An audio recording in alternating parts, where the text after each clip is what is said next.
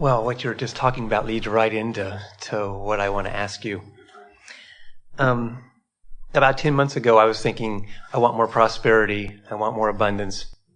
My boss calls me into his office and says, hey, we have an opportunity for you. It's a 10% increase in your salary.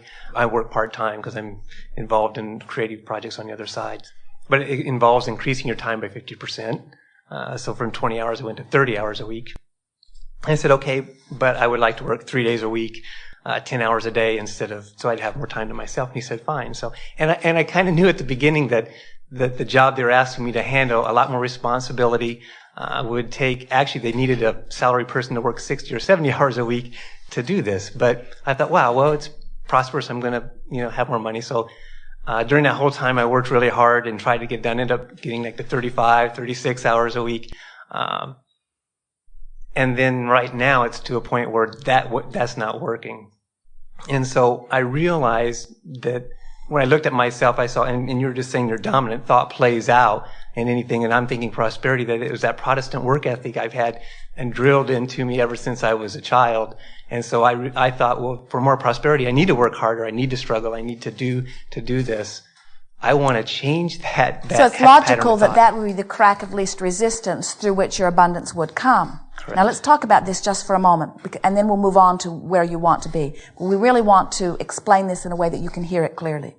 So when you're asking for something from the place of not having it, the vibration of not having it is the dominant vibration. So you launch this desire, and through the crack of least resistance, the desire is answered. When you think about how you were raised and what vibrations were taught to you, what thoughts were taught to you, then those are within you whether you are consciously aware that they are within you or not. So then when someone offers you an opportunity, that opportunity is offered because that's the vibration that is allowing it. In other words, there are other opportunities that the universe is lining up for you that you are not quite yet a vibrational match to. That's why we say through the crack of least resistance, your life can unfold as wonderfully as any of you are now able vibrationally to allow it to be. Are you hearing this? And what you're saying is, I am only able to allow the wonderfulness of my life to come to me to the degree to which I've practiced it through my upbringing. And my upbringing said, have to work hard in order to allow it. So as long as I'm working hard, then I can allow it. It's all a vibrational match. And now you say, well, I want to change that. And so what we want you to hear is that the changing it is not going back and reworking those work ethics. The changing it is just 30 seconds at a time being in a place where you feel good.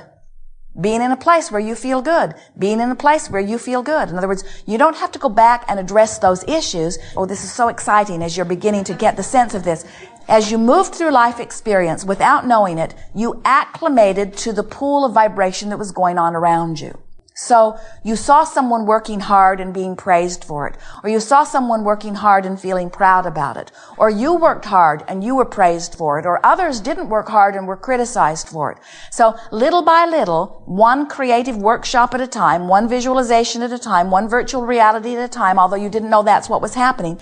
In other words, if you were 3 and the train ran over your toe, you would have a special relationship with trains today. In other words, it's something that happened all at once. But that's usually not how your vibrations become dominant within you. They usually become dominant within you one conversation at a time, one experience at a time, one seeing a friend have an experience at a time. And so what we are suggesting to you is that while you've been picking up by osmosis and not by deliberate intent, your bank of dominant vibrations, what we are suggesting is in 30-second virtual realities, you can shift what is dominant within your vibration in a very short period of time. So what took 10 or 20 or 30 or 40 or 50 or 60 years to equal your basis of belief?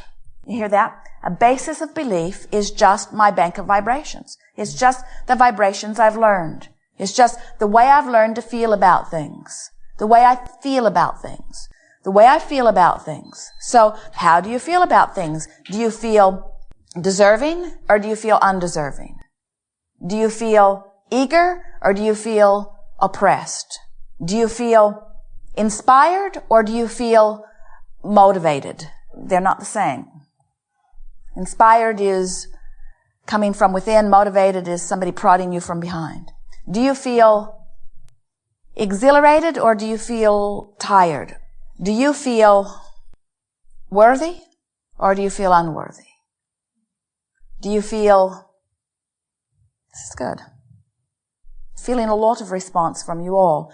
Stay with us just for a moment. This can be of value. So we're talking about how meaning you, how my life has touched me as I've been moving through. We're talking about what you picked up at home, at school, in church, in the community, at work, that all now equals the sum total of my vibrational point of being. What's my vibrational basis? How do I feel? When I think about world travel, do I feel eager or afraid? When I think about getting on an airplane, do I feel eager or afraid? When I think about what's happening with Pakistan and India, do I feel like it's a non-issue or is it an issue? Do I feel enlivened or frightened? When I think about the economy, do I feel optimistic or pessimistic? What you've come to is within you. It's within you. And everything that's playing out in your experience is playing out because of what you've come to. As we said as we began here today, what you've come to in many cases serves you. Esther, who is very good at receiving our blocks of thought and finding physical word equivalent, is catching herself translating other blocks of thought. In other words, she's become a sort of psychic fiend. And she'll catch a glimpse of something as she's watched a piece on television that's activated in her vibration. And she can feel when they're speaking what they believe to be true and when they're speaking something that they know is not true. In other words, she can feel the vibration of it. So the other day she said to us, after hearing a very clear pronouncement across the television, she said, "Abraham, that's just not true, and they know it." And we said to her, "Which thought serves you best, Esther? Giving them the benefit of the doubt, or insisting that they tell the truth when they're not willing to do it?" And Esther could feel the difference in her vibration. Forever, physical humans are saying, "Give me the truth, give me the truth." And we say, there are all kinds of truths. Choose the truths that serve you. Now, there are a lot of people that would feel great discomfort with that. But the thing that we want you to hear about it is, there is a truth of cancer and there is a truth of wellness. Which truth serves you? You can activate either of them within you and make it your truth. Truths are created. They aren't static. They aren't conditions that exist that then it is your obligation to identify and catalog. You are the creator of your truths, and what you are living is your truth, you see. So, as you look out and you see government conspiracy, and you feel how uncomfortable it makes you feel, our only question is, how does that serve you? Does that serve you in a way that allows you to connect with source energy? And then you say, but shouldn't we know the truth? And we say, you should create the truth. You get to choose. So, is it appropriate to work hard? Certainly it is. Is it appropriate to thrive without working hard? Certainly it is. You have to decide which you want to do. If you feel uncomfortable by thriving and not working hard, then you better work hard in order to bring yourself into alignment. You see, there's no right or wrong in it, but it is necessary that you be in alignment. When you reach the place that you can eagerly and easily say yes to that, then you are really upon your path. Because as long as an unfulfilled desire is painful to you, then you are not in the place where you are allowing it. If the new desire, even though it has not manifest, is still giving you that feeling of anticipation and eagerness, in other words, if you are glad for the unfulfilled desire, then you are understanding how you felt when you decided to come forth into this body to begin with. When you are feeling exhilarated about your unfulfilled desire, then you are still a vibrational match to it. But when you are uncomfortable about your unfulfilled desire, then you're not a vibrational match to it, and it cannot be fulfilled. Isn't that interesting?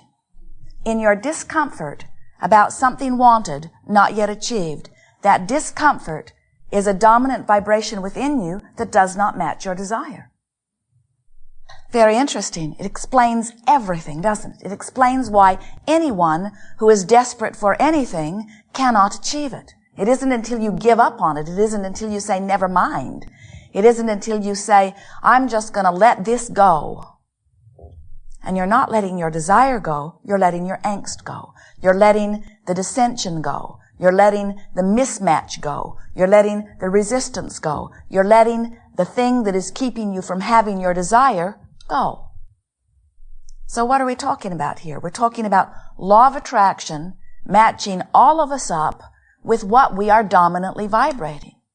It's a strong word and an important word. We deliver it to you intentionally here. Dominant. What is my dominant vibration? When you think about the subjects that are important to you, without question, you have a dominant vibration. In other words, when you think about the subject of money, does that subject feel to you like eagerness, enthusiasm, unlimitedness? Or does it feel to you like struggle, not enoughness, worry? You know.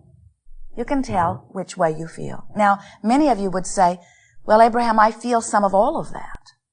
And we say, good, then you can choose among all of that which feels best. When you think about your dominant relationship, does it feel free and fun and adventurous, or does it feel like hard work or struggle? You know.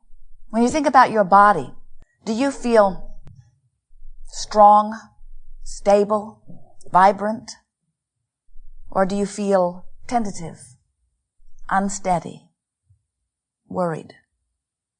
You can tell, just with this little bit of multiple choice that we are offering to you, how you dominantly feel about these subjects that come up often. So what we are saying to you is, as you stand in your life experience, and contrast helps you to identify that you want more money, for example, but you are worried about your financial situation. In fact, you worry about it a lot. You dread going to the mailbox, or you feel uncomfortable about paying your bills, or you are envious of others who are doing better, or you are guilty for not doing better yourself, or you're just frustrated that there are things you want that you can't afford. In other words, what makes up the body of thought vibration relative to the subject of dollars within you? Are you dominantly free feeling or bound feeling? So if you're standing in this place where you feel not free, where you feel mostly worried, where your dominant vibration is one of worry, and you say on a regular basis, I want more money, I want to find a way to get more money, why doesn't the universe find some avenues for me to have more money? We say, the avenues have been found, everything is lined up for you. There is not a reason in the world that you are not feeling the financial abundance that you so much want and deserve, except that your dominant vibration doesn't match it. You're talking about not having enough money. You're worried about not having enough money. You're explaining why you don't have enough money, or why you can't do this or that. So as we are moving forward here today, we want to show you how, with far less effort than you might think, you can literally change your dominant vibration, if it's one that doesn't serve you, to one that does. Now we want to be very clear with you. You have many, many, many, many, many vibrations within you that are serving you very well. We see you, we are thrilled with the quality of your life, with the standard of your living, with the balance of your life. In other words, you are dominantly offering vibrations of well-being. You are doing extremely well. You're doing extremely well as we measure you against any human experience. You're doing very, very well. But you are here as teachers of law of attraction, as livers of it, as deliberate creators of your own experience, as extensions of source energy. And you are a group who has come to fine-tune this art of creating. And so we want to assist you in remembering and rediscovering how to get your vibration in alignment with what you want.